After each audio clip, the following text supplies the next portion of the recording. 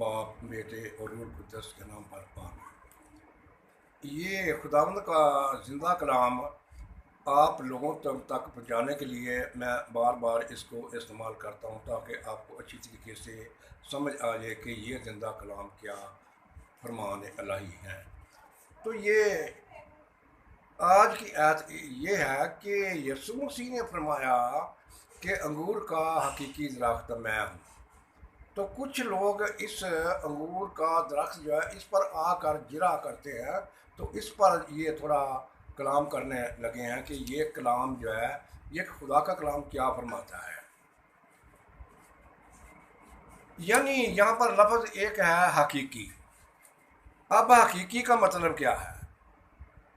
اصلی اور جو بناوٹی نہ ہو، بلا آمیزش، بے مادہ، پاک مقدس، بے عیب۔ تو یہ صاف بے ملاوٹ ہے۔ جو آگے لفظ آتا ہے خداوند فرماتا ہے کہ جو میں ہوں، یعنی میں ہوں، حقیقی درخت میں ہوں۔ تو میں کا مطلب کیا ہے؟ میں کا مطلب جب ہم معرفت میں جائیں تو میں کا مطلب ہے میں خدا خود آپ۔ تو آپ کا مطلب ہے ذات خدا اور روح۔ تو آگے لفظ آ گیا ہوں۔ تو ہوں کا کیا مطلب ہے؟ اقبال و اقرار، عہد اور پیمان، زمانے کے موافق عروج دینے والا ہوں۔ یہ اتنی جو آیت ہے اس کی تشریح ہے۔ تو پھر آگے آ گیا لفظ اصل۔ تو اصل کا مطلب ہے جڑ، نیو اور بنیاد۔ تو پھر اس کے بعد ہم دیکھتے ہیں کہ فارسی میں جاتے ہیں تو وہاں پر لفظ نخل ہے۔ نخل کا مطلب ہے درخت، اور پھر نخل کا مطلب ہے عام لوگ، پھر نخیل کا مطلب ہے کھجور کا درخت۔ تو اب یہاں پر دیکھتے ہیں کہ نخل بند کاف و نون، تو یہ خدائے قادر کو کہا گیا ہے فارسی میں نخل بند کاف و نون۔ پھر آگے آ گیا نخل بند، تو یہ مالی ہے جو باغبانی کرتا ہے۔ پھر آگے آ گیا نخل حیات، تو یہ زندگی کا درخت ہے، مجازاً اس کو زندگی کہا جاتا ہے۔ پھر نخل امید، یہ ہے بیٹا۔ تو بیٹے کا جو آگے لفظ ہے وہ نخل امید، بار بار ہونا، یعنی بیٹا پیدا ہونا، اور بیٹے کا زار ہونا۔ پیدا ہونا کا مطلب ہے روحانیت میں زار ہونا۔ پھر یہ انگور کا حقیقی درخت ہے۔ بیل کا ذکر تو نہیں ہے جو کہ اصل ہے، یہ اصل درخت ہے۔ یسایہ 55 باپ اس کی 2 آیت میں جائیں، پر وہ اس کے آگے کومپل کی طرح، 53 باپ اس کی 2 آیت میں، پر وہ اس کے آگے کومپل کی طرح اور خشک زمین سے جڑ کی مانند پھوٹ نکلا۔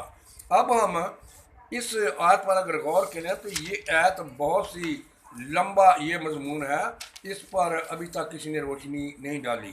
تو اب ہم فارسی لفظ نخل بند کاف نون، یہ فلسفہ الہیات میں کیا ہے، اور یہ خدائے قادر ہے۔ تو نخل امید یعنی شاخ بیٹا ہے۔ تو پھر نخل حیات زندگی کا درخت۔ تو اب ہم اس کی شاخیں دیکھتے ہیں جو کہ ماہیات میں ہیں، یعنی خدائے قادر کی شاخیں، بیٹا، روح القدس، اور پھر خدا بند کی روح، معرفت کی روح، حکمت کی روح، خرد کی روح، مصلحت کی روح، قدرت کی روح، اور خدا کے خوف کی روح، اور یہ سب اور یہ ارادہ، ان سب کا جوہر کلمت اللہ خدا کا کلام ہے۔ تو یہ کلمت اللہ خدا کا ارادہ۔ اب جس طرح سے درخت کی شاخوں سے درخت کی پہچان اس کے پھل سے ہے، ویسے ہی خدا اپنی شاخوں میں موجود ہیں، اور ان کو مناسب وقت کے مطابق، زمانے کے مطابق باترتیب کام کرتا ہے۔ یسوع مسیح خدا کی مجسم حکمت اور مجسم قدرت ہے، اور حکمت اور فہم خدا سے صادر ہے۔ ان میں سے کوئی شاخ خدا سے جدا نہیں ہو سکتی۔ تو یہ اتصال حقیقی ہیں، ایک بدن، ایک روح، ایک جان ہیں۔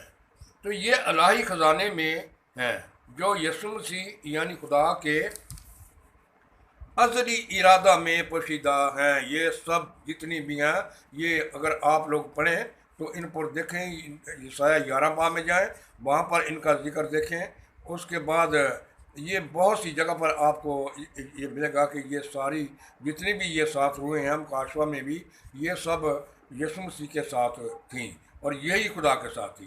باقی سب اس دریا کی شاخیں ہیں، کیونکہ خدا آب حیات کا دریا ہے۔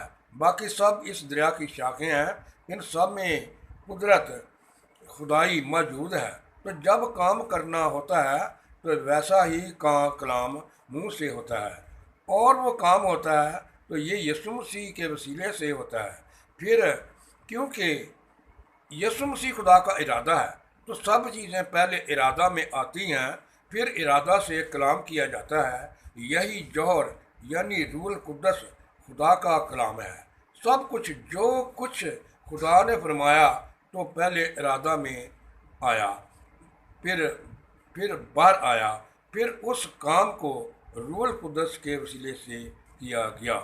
تو یسوع مسیح سب چیزوں کو اپنی قدرت کے کلام سے سنبھالتا ہے، اور یہ بقائے باہم ہے، خود بھی زندہ رہتا ہے اور دوسروں کو بھی زندہ رکھتا ہے، اور یہ آمریت کل ہے، اور یہ خدا کے منہ سے نکلا ہوا کلام ہے جو خدا کی قدرت اور خدا کی حکمت اور فہم ہے۔ یہ بنائے عالم سے پیشتر خدا میں موجود تھے۔ یسایہ 33 باب اس کی 15 آیت میں ہم جاتے ہیں تو یہاں پر یہ شاخ ہے کیسے، ان ہی ایام میں اور اسی وقت میں داؤد کے لیے صداقت کی شاخ پیدا کروں گا، اور وہ صداقت سے عمل کرے گا۔ انہی دنوں میں یہودا نجات پائے گا اور یروشلم سلامتی میں سکونت کرے گا، اور خداوند ہماری صداقت اس کا نام ہوگا۔ آمین۔ اب یہ اتنا ہی کلام آپ کے لیے کافی ہے، اگر آپ اس پر غور کریں گے تو آپ کو سمجھ آ جائے گی۔ آمین۔ خدا باپ آپ سب کے ساتھ ہو۔